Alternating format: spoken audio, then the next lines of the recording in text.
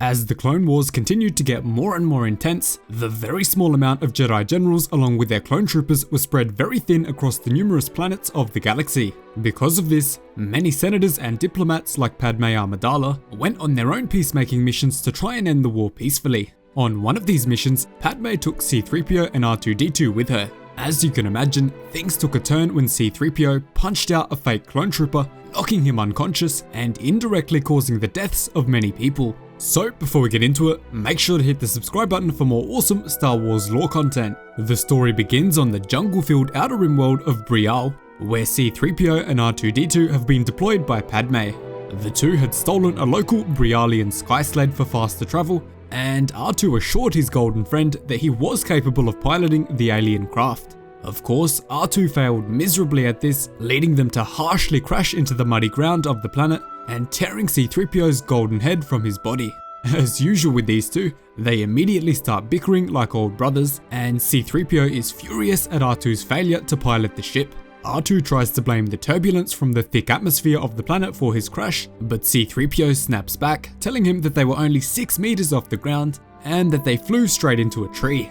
Their fight continues with R2 trying to say C-3PO distracted him while flying, but the Golden Protocol droid is having none of it and urges R2 to get back to work. Padme instructed the two not to stray too far from the presidential palace, but now they're lost deep in the dense forest of the planet with no idea how to get back. After hearing enough from 3PO, R2 storms off down a nearby hill, much to the anger and frustration of C-3PO. After being left to lie as a decapitated head on the cold, muddy ground for quite some time, 3PO is frightened when he notices a large local creature walking up to him and inspecting his detached head. He tries to shoo the local creature away from the area, but his voice projection circuits don't do enough, instead leading him to be picked up and violently shaken around before the long-nosed green creature tosses him away without a thought. C-3PO's head then bounces rapidly down the nearby hill, and after a few hard clanks into the ground, he sees his old friend strolling back up the hill. He is shocked and thankful to see that R2 didn't just leave him, but instead retrieved his body from the crash site. He doesn't have too much time to thank his old friend, however, as his head goes tumbling down the nearby cliff, springing the little astromech into action, causing him to zoom down to chase the rolling golden head. C-3PO's head continues rolling and rolling all the way until it reaches the bottom of a nearby lake, but R2 doesn't give up, continuing to follow it and move forward. Moments later, however, R2 picks up the head and offers it to one of the roaring native beasts on the planet, much to the fright of C-3PO. Finally, R2 sends a shocking amount of electricity through the native beast, causing it to enter a state of rage and anger, before flinging the two droids high into the air and across the surface of the planet. As this is happening, a group of local Bri'Ahl natives are sitting around a cindering campfire, discussing their hatred of the Republic and getting very angry that Senator Padme Amidala thinks she can come to their homeworld and try to get them to join the Republic. Unfortunately for these local separatists, the president of the planet, Vul, is fully on board with Padme's plan and wants to join the Republic as soon as possible. One of the locals then says, desperate times call for drastic measures, hoping to begin a rebellion against the Republic on their world, but the others aren't fully convinced yet, wondering, will the separatists keep their promise to leave Bri'Ahl alone? Can we trust this Dooku? The other pink-skinned locals chime in, saying, Count Dooku has equipped our men with clone trooper armor and weaponry. I have no reason to doubt his sincerity. Using this clone trooper armor, they plan to sneak into the presidential palace on the planet and assassinate the senator from Naboo, Padme, and President Vul himself, so that the separatists can swoop in and take the planet. The local rebels then raise a toast to their future as separatists, but before they can even finish, the bouncing golden head of C-3PO bonks right on top of one of their heads, sending him straight into the rocky ground before his metallic body and R2 himself knock the other two out. 3PO berates R2 for coldly knocking out those local rebels, but he can't tell him off for too long as he quickly notices that his head isn't screwed on right, asking R2, "Are you sure you put my head back on correctly?" before also noticing that something is not right with his right arm. Every time he tries to control its movement, it flails violently in the air.